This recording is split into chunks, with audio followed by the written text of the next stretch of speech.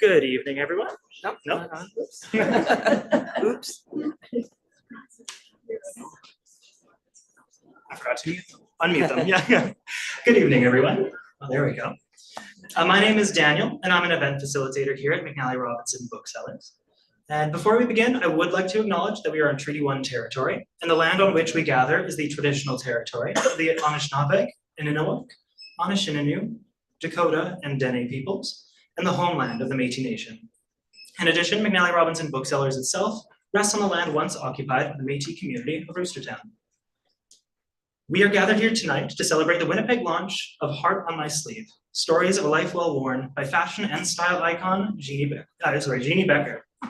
Heart on My Sleeve is an uplifting and inspiring memoir that walks us through a wardrobe of memory, one article of clothing at a time. Huge thanks to Simon & Schuster Canada for publishing this book and partnering with us for the evening. Thanks also to all of you for joining us here to celebrate its launch, and to those of you online as well. We're also so pleased to have Rachel Lagacé, of CTV Morning Live here to lead us through Jeanne's book. To give you a sense of how tonight will flow, there will be an appearance from Jeanne here to set the stage, followed by a conversation between her and Rochelle about the book. After that discussion, there will be an opportunity for all of you to ask questions, at which point I will come around with a microphone. So I will ask you to raise your hand if you have a question. I'll come over with you with the wireless microphone just to make sure you're audible to everybody here, and especially those on the stream. So again, just raise your hand and I'll come by. You'll see me run around the side over here. Here we are. And I'll be back at the close of the event to review signing procedure, but for now I have the pleasure of introducing tonight's participants. Your host, Rochelle Lagacé, is the host of the CTV Morning Live show in Winnipeg. This is a role Rochelle has been doing for almost 3 years. She sets her alarm clock for 2:08 a.m. to get ready and get to work for her 4 a.m. shift. It might sound crazy, but she loves getting a head start on her day and being the first to tell people what's going on around the world.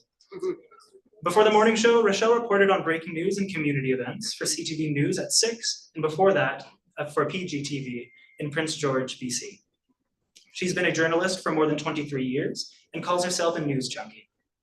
She grew up in the community of La Salle, just outside of Winnipeg, in a Francophone family, and spoke French before English. Rochelle wanted to be a journalist since the age of 9 and loves telling stories of people and events in her community. She's married with a son named Maxim and a daughter, Zoe, and is a proud Francophone, instilling her love of the language in her children.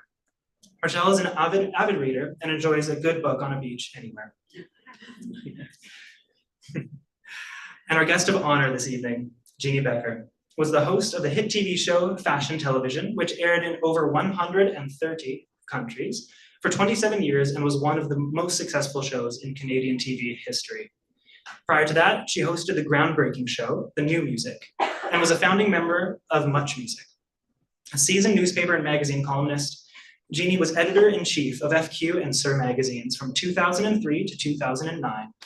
And currently, she is a frequent keynote speaker and style editor for TSC, where she hosts her eponymous show, Style Matters. Jeanne has received honorary doctorates from St. Mary's University and OCAD University. She was named to the Order of Canada in 2013, inducted into the American Marketing Association's Hall of Legends in 2015, and received a star on Canada's Walk of Fame in 2016. Jeanne lives in Toronto, but is here with us tonight. Please give a very warm welcome to Jeanne Beker.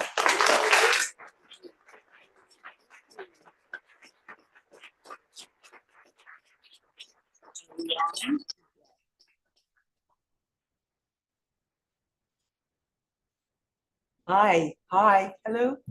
Is that, There you go. yeah. Okay, all right. Adjust this here. You know, I was a former mime artist, so I shouldn't even need to be speaking. I just mime out my thoughts. Wow, what a gorgeous crowd.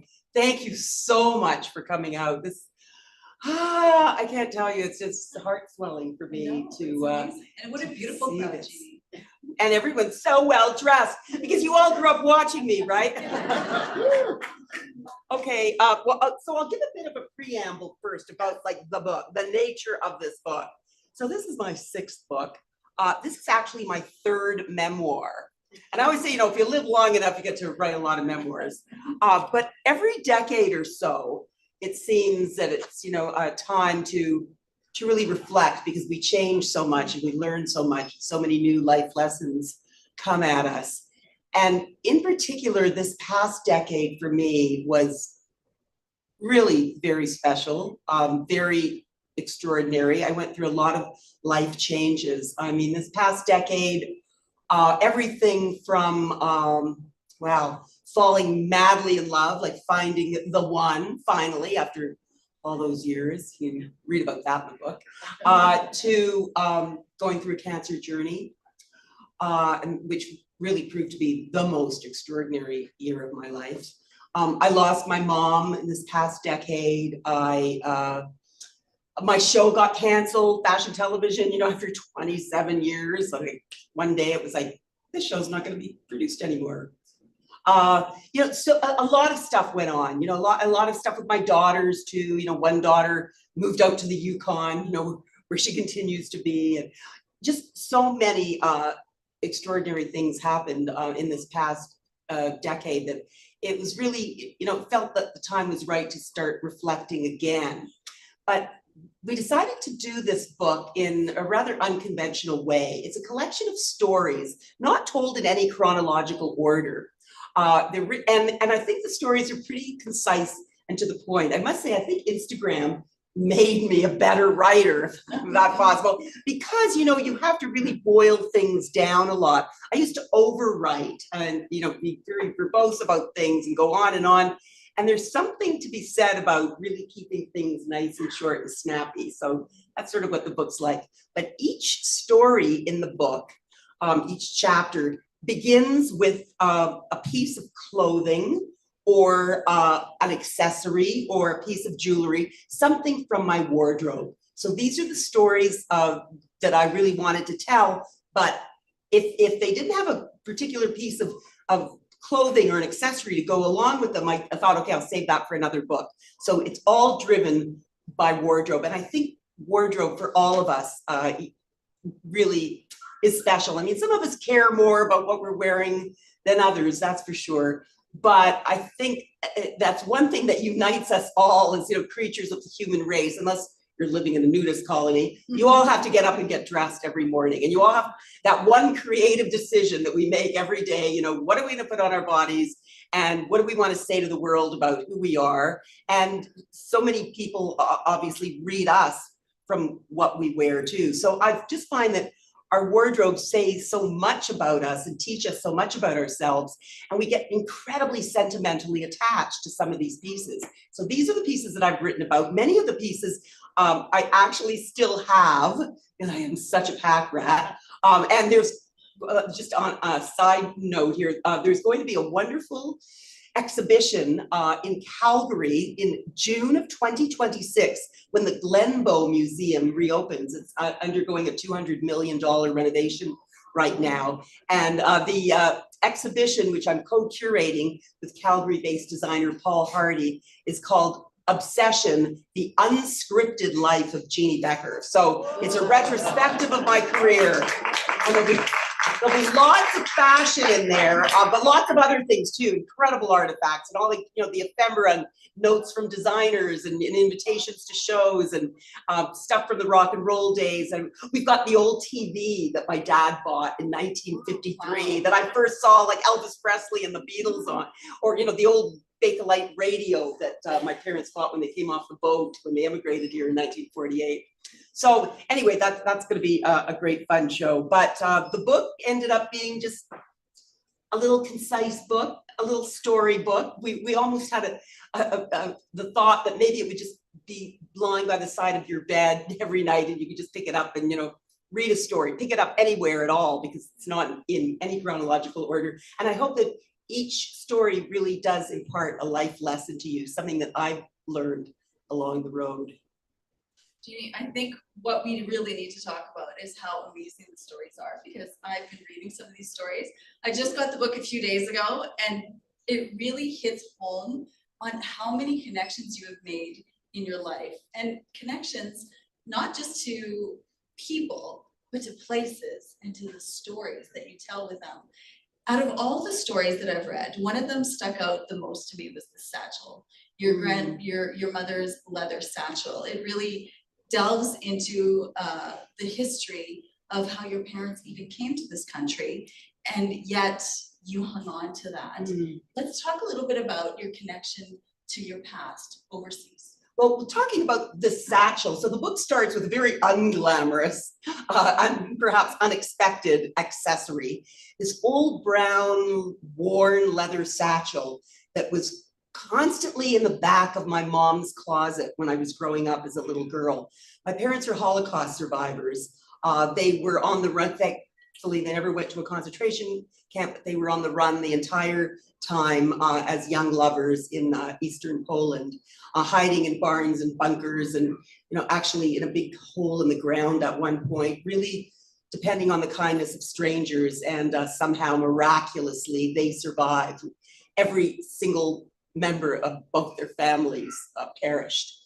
So quite a lot of kind of gravitas there. But when I was a little girl, I discovered this old brown leather satchel in the back of my mom's closet, and inside are all these old black and white photos. They lived in a DP camp, in a displaced persons camp in Austria for 3 years after the war, from 1945 to 1948, when they were waiting to come to Canada.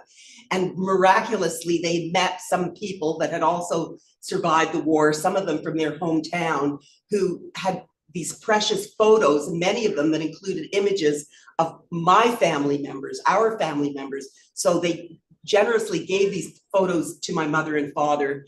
And I would sit there for hours as a child on the floor of my mom's bedroom closet, just looking at these pictures and imagining what all these amazing relatives must have been like, or what it must have been like to have so many relatives. It kind of made me feel better about myself, because I always felt like a bit odd, like I was an outsider, because I never had grandparents, and I never had any cousins, and I never had any aunts and uncles.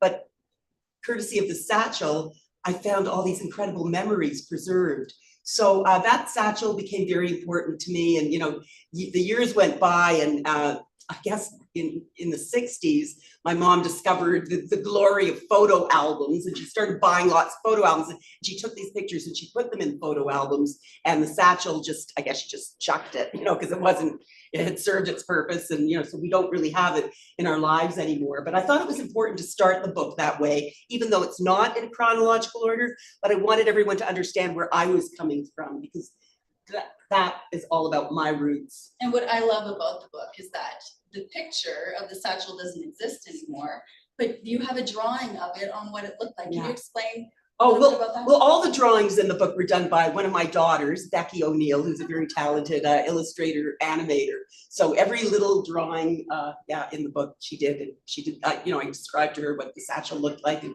she drew a little picture of it, just to give you an idea. We also have colored photographs in the book, and you can see that even photographs of my mom's late family, who all perished, but lots of colored pictures in the book too, that show you these garments and accessories, but that particular one we only have as a little sketch. Some of the stories as well just really highlight how brave you were as a young lady, taking risks, doing something that your mother didn't always approve, but you got a really amazing life lesson out of it as well.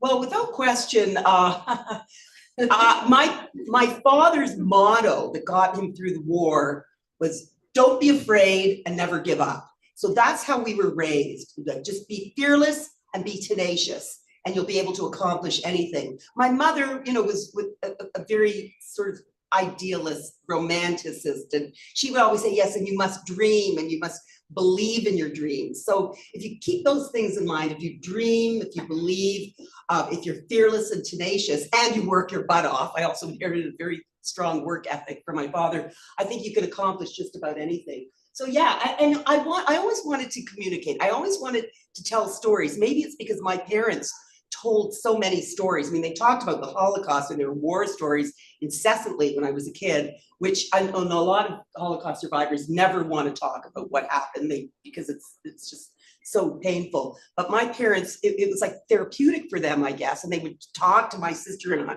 about all these horrendous things that happened. I remember like hiding under the bed when I was a little kid. I didn't want to hear any more war stories. That being said, now I realize it's those stories that made me who I am. And without question, those stories, I think, made me want to be a storyteller and made me so passionate about communication. And that's why a career in media seemed like the perfect thing. Although I got into it in a funny kind of route. I started out as an actress, a professional actress at the age of 16. And then I went to Paris to study mime for a year, because I wanted to learn an exacting technique. And, I mean, it was just a wonderful experience to pursue one's art in the city of light, especially in the mid 70s. And then I got into, as the only mime artist in Newfoundland, because I moved to Newfoundland in 1975, I got a job in radio, which was like, go figure, how does that happen? But I started reporting on the arts for CBC radio. And then after 3 years of doing that, I moved back to Toronto and landed a job at Chum Radio, and then Chum Radio bought City TV, and then we started doing the NewMusic and blah, blah, blah. Anyway, so it's been a very colorful path, but somehow now at this age and stage of life, I sit back and, it's kind of made perfect sense. It's so funny when you're in the thick of your life, you kind of can't see the forest for the trees, but you get to an age where you start standing back a little bit and the perspective is really pretty exquisite. It all kind of made sense. And now it seems like, yeah, one thing definitely led to another. It was all meant to be. Yeah, absolutely. Now you're obviously a storyteller, and this book is a really great illustration of that. This, like you said, wasn't your first book. So what did you learn from creating this book that you hadn't learned yet from the other books? Well, I just think this book made me a better writer because I had the exquisite opportunity of working with a woman by the name of Nita Pronovost, who at the time was the editorial director of Simon & Schuster. And now you may know her as Nita Prose of The Maid and The Mystery Guest and the upcoming Mistletoe. She has sold over 2 million books. She is just a rock star. I love her to bits. We became very good friends. This was the last book that she edited before she left Simon & Schuster. And now she's just sort of out there in the world selling the books that she's written. I mean, you can translate to so many languages. But I had never worked with an editor like that before, because I would send her my stories and, she'd say, okay, yes, that's great. We're on track. That's great. But, what about this? And what about that? And she would ask these questions, urging me to dig deeper, asking me like, what exactly did this person say to you? Like how, and it was really taxing my memory, because I thought, well, I can't remember exactly. She goes, it's okay, it's a memoir. It doesn't have to be exactly, it's the way you remember something. And I really started thinking so much about these items of clothing that I wrote about and the adventures that I went on while I was wearing them. But I started thinking, why did I choose to wear that particular thing on that particular day? Or what was it about that piece of jewelry that empowered me so much? So it really gave me a more intimate kind of understanding of my relationship to my wardrobe. Speaking of rock stars, designers, you've met them all. You've met so many incredible people in your career. When you reflect back, does it still surprise you? Does it still shock you? Oh, well, my life has been a total fantasy. I mean, I know I did it. I lived it. I pinch myself every day. Still, I can't believe it. It seems like a big fabulous dream. I was just so determined, because my parents' lives were kind of nipped in the bud, like their youth was taken from them. I knew that I couldn't just have a good life or a great life. I was going to have a fabulous life. Somehow I was going to have a fabulous life.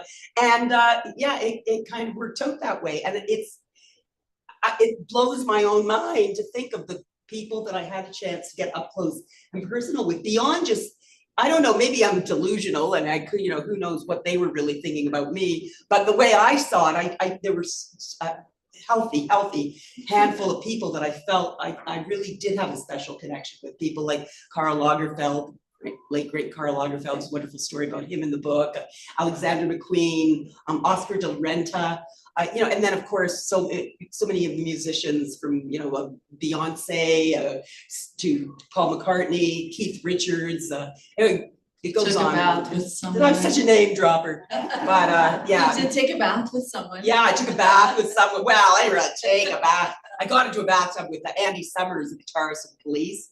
That was a great story. You can actually see that on YouTube still. It's got thousands of views. That was a crazy story. I had interviewed the Police when I was doing the NewMusic and they first came to Toronto. It must have been like 1980 or 81. This is really in the early years of music television, before there was even a thing like MTV. And I had the chance to interview like one of the members of the Police, and it was Andy Summers. He was this cute little blonde guy, and he invited me into his hotel room to do the interview with me and my cameraman. And he said, well, let's do something really crazy. Why don't I get into the bathtub and you can interview me like, in the bathtub. I said, well, I'm not getting into the bathtub. He goes, no, that's okay. You can sit on the side of the tub. I thought, okay. So I thought, no, this will make for great television. So we had a little bottle of bubble bath, those junky little bottles they give you at a hotel, hardly any, they don't really do much, but so he's like shaking it in there. He gets into the bathtub. He wasn't wearing anything on the bottom. I of course closed my eyes, but he had this like little wet t-shirt on, and he's like sitting in the bathtub being really cute, and then I'm interviewing him sitting on the side of the tub, so it's the most normal thing in the world. And then after about 5 minutes, those bubbles started dissipating and you could sort of see his junk. And I was like, okay, this may not be going too well. So anyway, okay, so it made for a great TV segment. So fast forward 20 odd years later, and I'm hosting fashion television. And Andy Summers, who was still with the Police, comes out with a book on photography because he was an avid photographer. And I thought, oh, we cover a lot of photography stories on fashion television.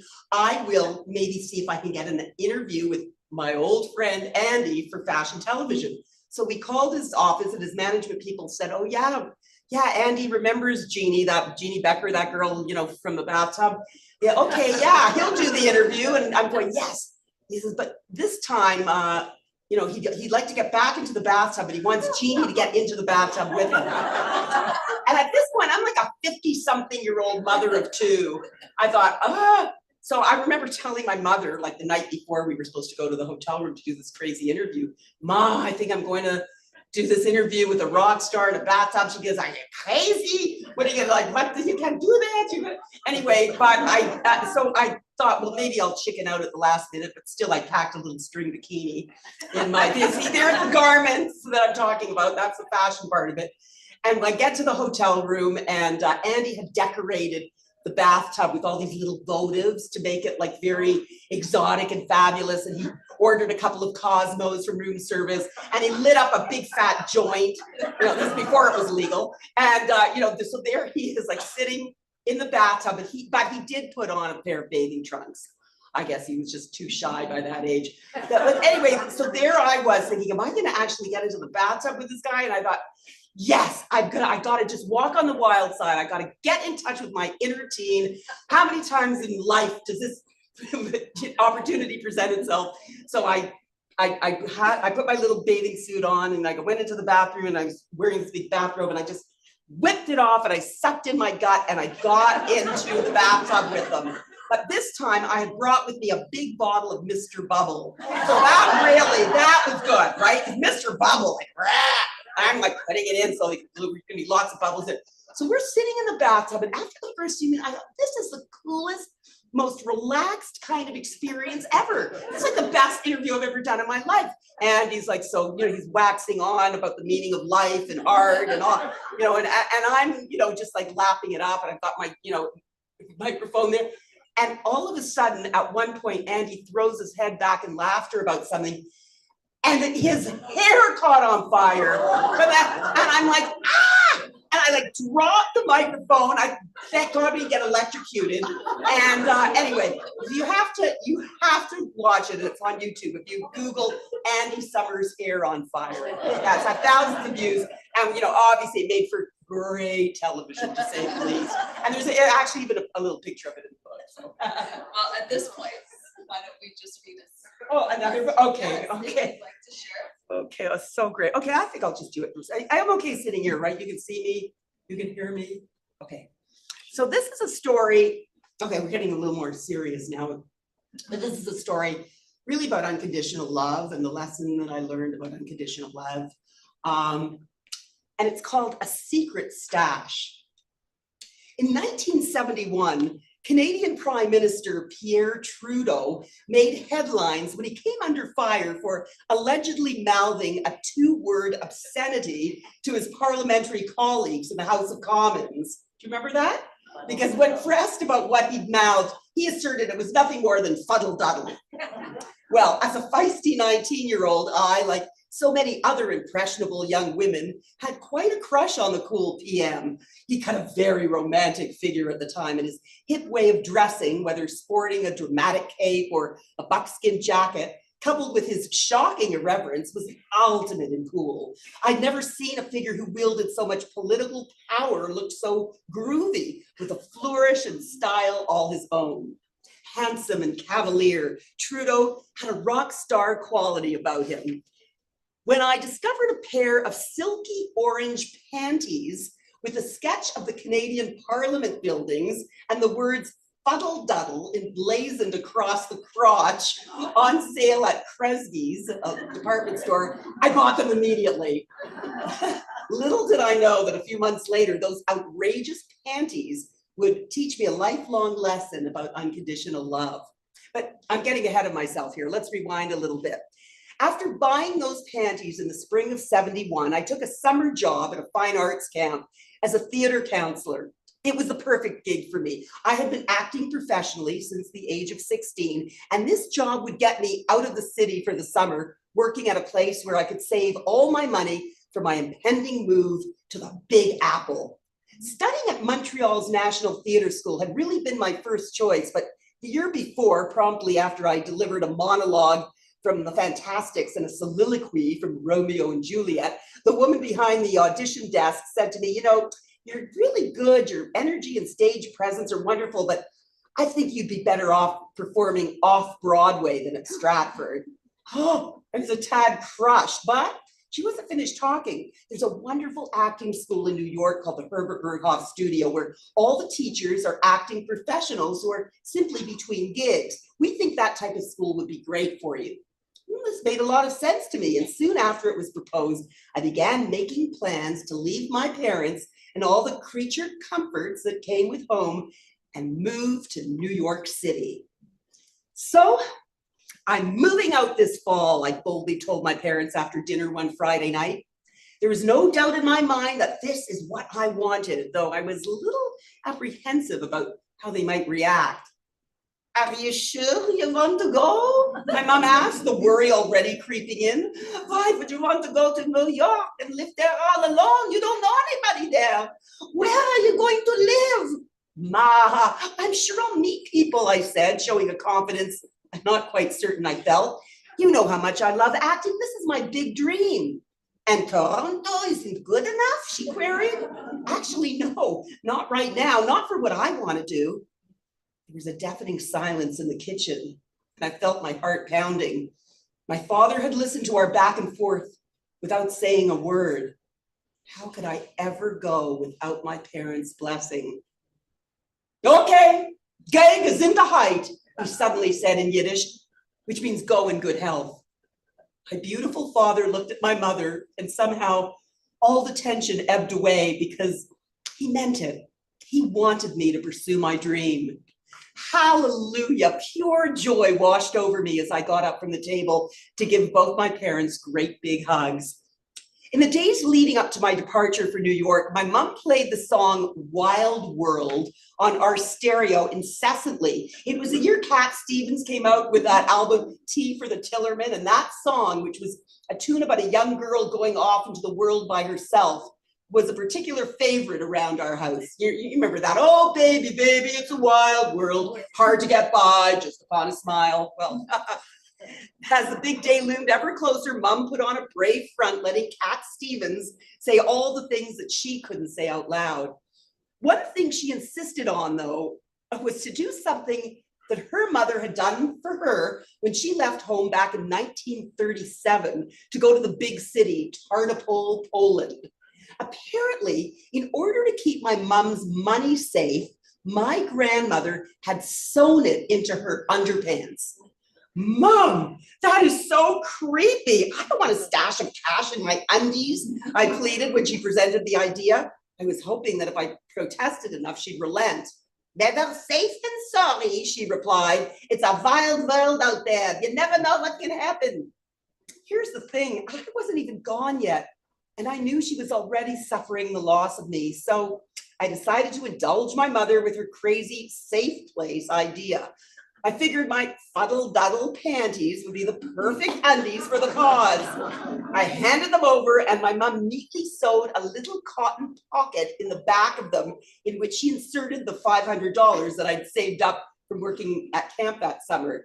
See how nice this is, she said when the little hidden pocket was all neatly sewn in. They're never going to find your savings in there, she explained, full of pride and confidence. I'm thinking, Mom, that's probably the first place they're going to look. But, and so it was on that day of my departure, I found myself waving from my Greyhound bus to New York City while clutching the fluffy new teddy bear that my dad had given me at the bus station and wearing my fuddle-duddle underwear stashed with cash. As I waved goodbye, all I could think about was how much my parents must love and believe in me to allow me to go off like that into the wild world all on my own. As I think about it now, the moment is so raw and memorable. By letting me go, by allowing me to pursue a dream they may not have believed in, my parents taught me the most poignant lesson I've ever learned about selflessness and unconditional love. Years later, with children of my own, I understand fully just what a sacrifice my parents made for me that day. Sometimes to love properly and to love well, you have to let go of what you love instead of holding it tighter. But as my mother knew, there's always a way to keep someone safe. Sometimes it involves cash and silly fuddle-duddle panties, a strange gesture of love, but a true one nonetheless.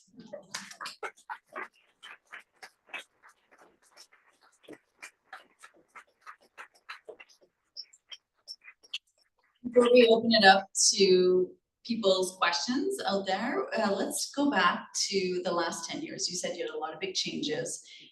Your social media presence is quite active. You have a lot of followers. Tell us about the connection you made with so many women after your cancer diagnosis. So when I was diagnosed with cancer, it's funny that I could just say it like that now, you know, when I was diagnosed with it. Because yeah, it's like it's a big thing to have happen to someone, of course, and I'm sure, you know, if anyone out there has been in that boat, they can relate to that. But I was diagnosed with cancer in the spring of 2022, just a few weeks after I had turned 70. And I thought, I'm 70, I'm empowered, I'm gonna write a book about aging with power. I feel fabulous. I just felt on top of the world. And then I get a call after I went for my annual mammogram. We found a mass. And I said, what? There must be a mistake. Anyway, went down a really dark rabbit hole for a few days, but decided that no, I was going to live in the light. I was going to leave fear on the table, and I was going to be positive, and I was going to be everything that I always said I was. I was going to be fearless, and I was going to be tenacious. So the day that I sat in the chemo pod lounge chair for the very first time for my first infusion, I thought, I've got to share this with my followers. I mean, I have to tell them that I'm going through this, because my life's always been an open book. I'd be a kind of a hypocrite if I didn't. I understand why some people can't share that kind of stuff. I totally get that. But for me, it was important. And overnight, my Instagram following doubled, which was like, wow, how does that happen? Like, so, and the messages that came pouring in were extraordinary. People telling me about their cancer journeys, and people just showing me so much love and compassion and caring. It was absolutely heart swelling. And I always say that it's that support that was truly the wind beneath my wings. I mean, that's what got me through. On those days when I felt maybe not that optimistic, or when I was, sort of going into some dark places, I just get my phone out and I go on Instagram and I read all these incredible messages, and I feel, empowered once again. And yes, I can do it, and I'm not alone. And so, yeah, it was very, very meaningful for me. It was the best thing I ever did. Beautiful. Okay, we're gonna open it up. If there are any questions from the audience, please put your hands up. Thank you. And Jeannie, what an amazing, brilliant, entertaining, and heart-swelling presentation you gave us. Thank you so much for that.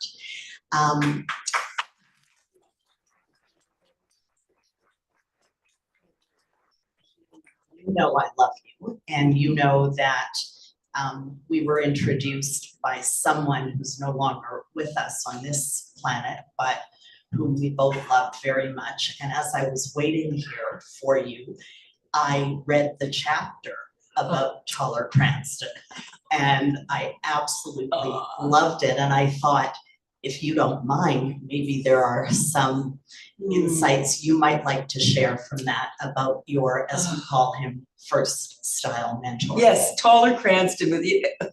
So because, I have this penchant for mime. I love, the art of corporal expression. In 1975, when I moved to St. John's, Newfoundland, and I got this job in radio, and there was all this buzz for the 1976 Olympics about this guy, Taller Cranston, this incredible Canadian skater that was just taking the sport to a whole new artistic level. And, and I would watch him on TV competing at the Olympics, and I was just blown away by his artistry, and he was just so incredible. And then I saw a picture of him in the paper wearing this big black cape and a big black, almost like a matador's hat, a big black hat that he used to wear. And I was just, wow, this guy's so incredible. I remember cutting that picture out and I hung it right over my desk at the CBC, and he was like my new inspiration. Anyway, so 3 years later, 2 or 3 years later, I moved back to Toronto, and serendipity, call it like meant to be, something that we could say in Yiddish is beshared.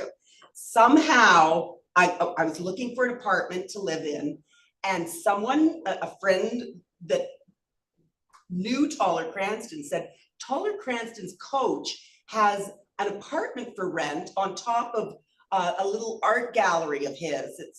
And it's right next door to Taller Cranston's house. I went, are you kidding me? It's just like, what? How does that happen? Well, let me go see it. And I went to see this little attic apartment, and it was charming and fabulous in Toronto's Cabbagetown area. And then I was invited to go next door to meet Taller Cranston, who was like at that time quite the painter as well. And he was, and I met Taller, and we just instantly clicked, and it was the most magical, wondrous relationship, one of the most fabulous relationships of my life. I learned so much from him about art and about self-expression and about just doing your own thing and being irreverent and being flamboyant. Anyway, there's a story in the book about this exquisite Wayne Clark evening gown that Taller gave me to wear when I was his date at the Genie Awards. They call them the Screen Awards now, but one year he invited me to go as his date. He bought this amazing dress. And anyway, I had so many brilliant times with Taller. I mean, he was just so irreverent and so naughty and so larger than life. And I always think, Canada needs more people like that, really eccentric in a way, but quite a mad genius. So thank you for asking about Taller. He's one person whose presence I feel just about every day, as I know you do as well, Brenly. There.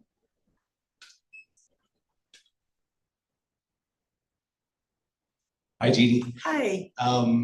Your parents, Holocaust survivors, I would think it would kill your spirit, but did you ever wonder, and did you ever ask them why they were had those motto of like, don't be afraid and never give up, and your mom wanted you to chase your dreams? Like, did you ever ask them why they had that philosophy and how they kept their spirit? That's what got them through the war. I mean, my father especially, I think, was the one that really coaxed and inspired my mother. He was older, he was like 7 years older than my mom, and they had met on a blind date. They were like young lovers before the war, sort of having this clandestine relationship. My father was in the Polish army, and when, you know, all of a sudden he realized the minute they find out that he's Jewish, he's gonna, you know, be killed anyway. So he deserted the army and he ran back to this little shtetl, this little village in eastern Poland that they were both from. It's now Ukraine. And he scooped my mother up, and her entire family had just suffocated in an underground bunker as they were hiding from the Nazis. And he's the one that really was her hero, you know, saying, no, we have to be fearless. We have to be tenacious. Don't be afraid. Never give up. It's the only way. It was the only way that they could survive. So I was taught that, was drummed into my head since I was a tiny girl. Like, you know, you have to be fearless and you have to be tenacious, or you're never going to survive in this world.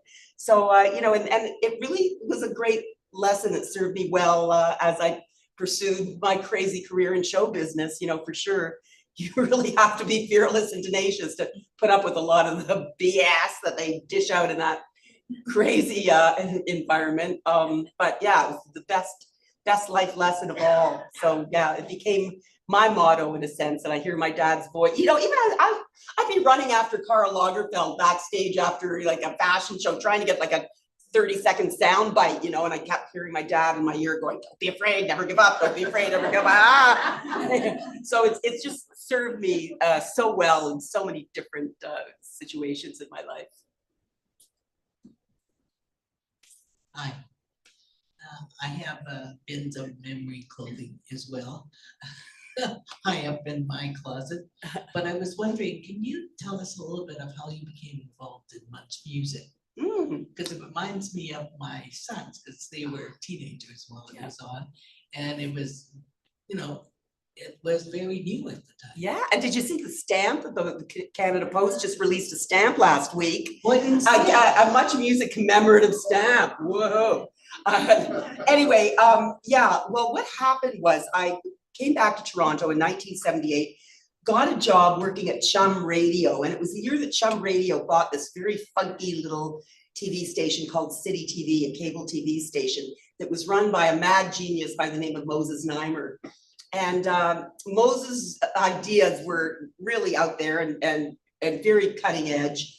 And there was one, well, at any rate, I was the good news girl on the radio, but there was a really cool guy by the name of John Martin. He is now deceased, just most wonderful, again, a mad, eccentric Englishman who had this idea for a TV show where he would put musicians on TV in a way they'd never been on TV before. This was pre-MTV. MTV hadn't even been invented. So, and this was Canada. Yay, we were definitely the first to do another cool thing by doing that. And he pitched the idea to Moses for City TV, and Moses thought, well, that was a good idea, because up to that point, you know, there were shows like Dick Clark's American Bandstand or Top of the Pops or Hullabaloo or Shindig, where you'd see the musicians performing in a studio, and then there'd be like a DJ kind of person interviewing them. But you weren't going on the road with them. You weren't going into the studios with them. You weren't hanging out in their hotel rooms and riding on their smoky tour buses. And this guy wanted to do a show where we could really show people the rock star life and what that was all about. So he pitched it to Moses, and Moses said, okay, let's try to do a pilot. We'll take J.D. Roberts, who is now John Roberts of Fox News. He was like the cute DJ at the time. And Jeanne Beker, our good news girl. We'll take them and we will let them co-host this pilot for the show. I mean, the rest is kind of history, because the show took off like wildfire. We went all over the world interviewing all kinds of incredible musicians. And then from that show, because that was the forerunner to Much Music, we founded Much Music around about 1984. So I got to do that show from 1979 to 1986, really. Well, I started doing fashion television in 85, so I had to let go of the music stuff. But yeah, those early days of music television were really cool. That whole smash and grab, you know, it was like me, or maybe sometimes like JD would go, or sometimes me and JD, but we just had one cameraman. They were like one-man bands. There wasn't a producer, there wasn't a director, there wasn't like a lighting person or an audio guy or nothing. It was just like me and the cameraman, and we would find ourselves in these crazy situations like the bathtub saga. And it was really, it was incredible. So yeah, I got to do a lot of trailblazing in my day, thankfully, because I was working with some very open-minded people, and because it was a time in the media when, you know, things were just bubbling up in an exciting way. You know, those days are sadly over. Thank you.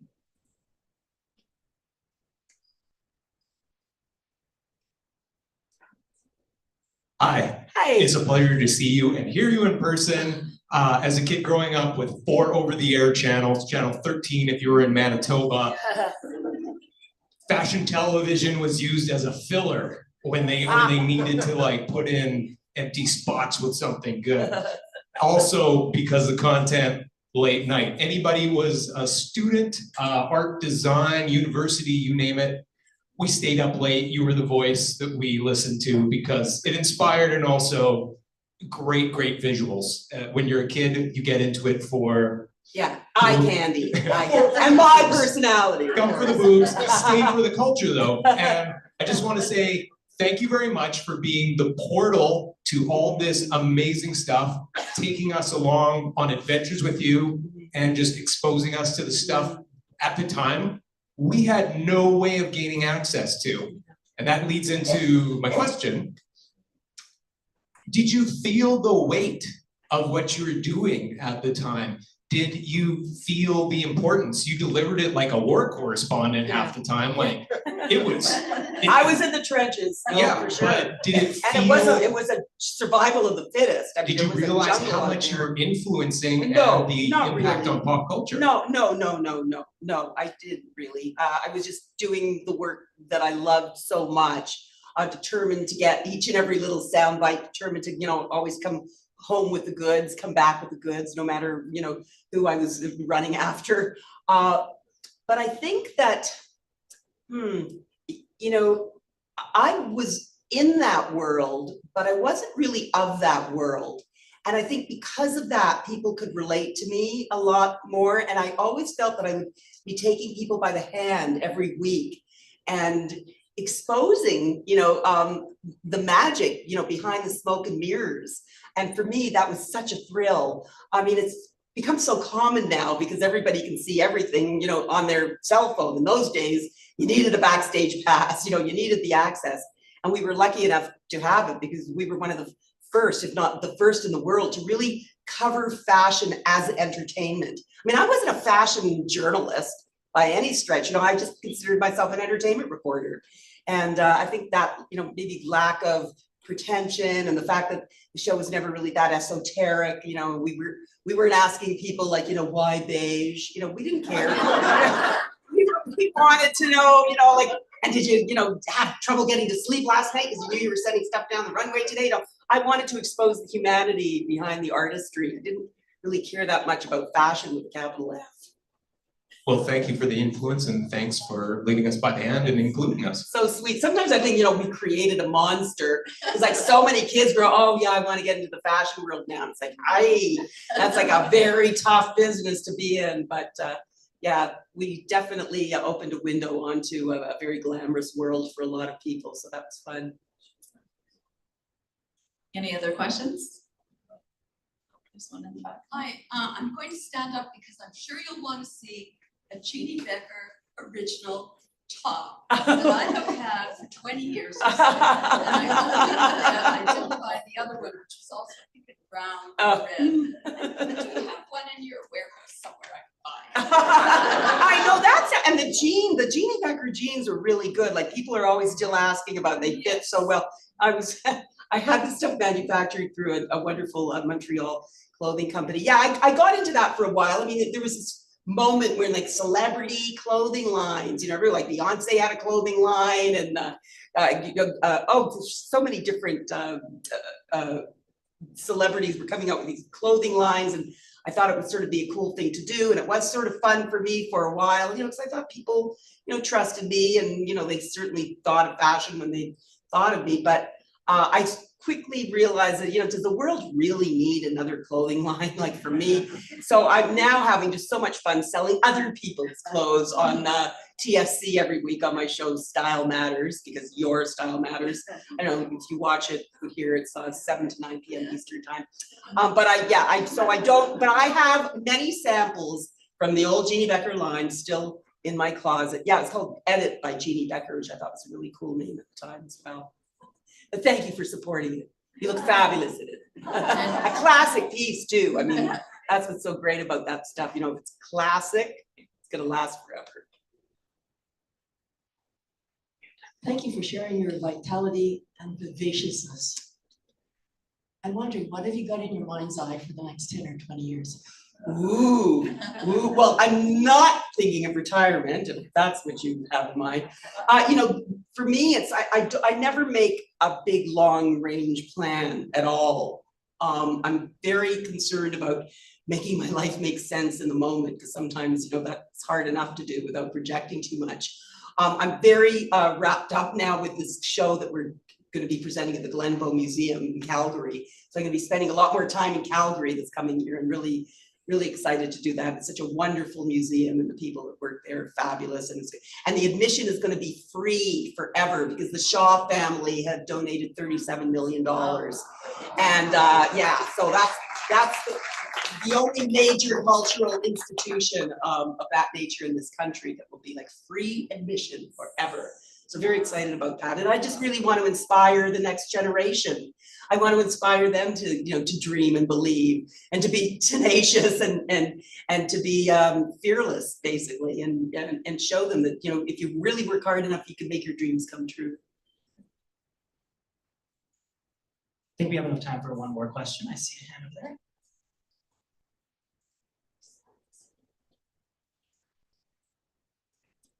Jeanne, I'm so curious to know how you were led to mime, and do you have any mime that you still really enjoy doing? I refuse to perform. No, it's like, you're a concert pianist, but you haven't practiced for 30 years, and then you're going to perform it.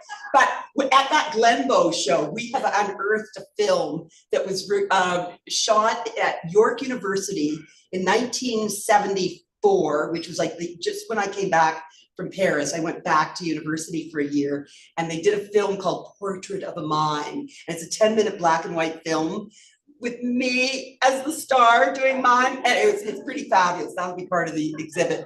But how did I get into it? I started acting from a fairly young, 16 years old. I was doing a sitcom on the CBC, and I was doing commercials and bits and pieces in movies.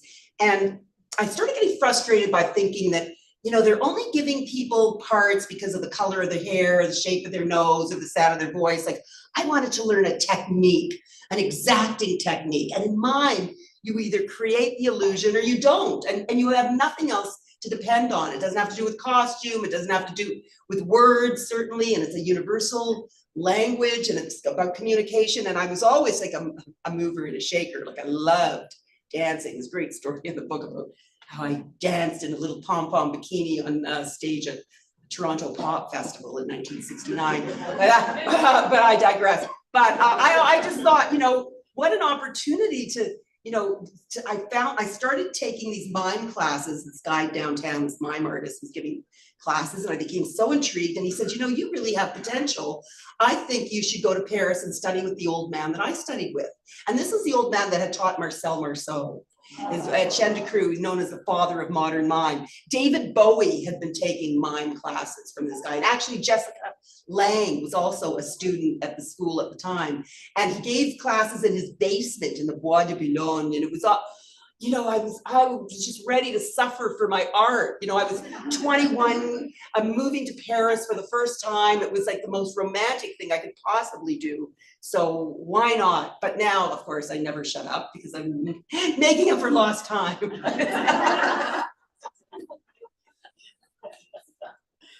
Alrighty, thank you both so much. So much. That was amazing. I will now ask you to remain in place while we transport Jeanne Beker to a signing table behind the cash desk. We have copies available at the table and at the central cash desk as well, if you don't already have a copy. We will be walking down the signing line to write your names on Post-it notes to ensure that you can spend more time talking rather than signing when you do get to the table. So you'll see me coming by with my Post-it notes for you. Please feel free to have the books signed before you pay for them. Just remember to pay for them before you head out. That'd be great. And thank you again, Simon & Schuster Canada, and to all of you for joining us, both in person and online. And please join me one more time in acknowledging our host, Rachel Lagacé, and of course, our special guest.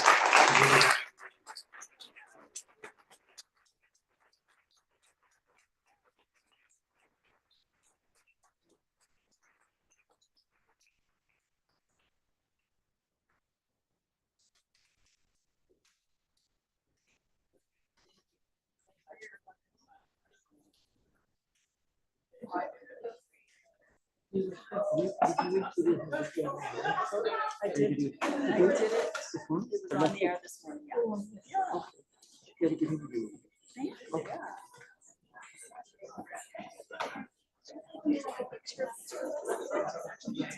Definitely, yes. Oh, definitely. Oh, I thought I was yes. What was your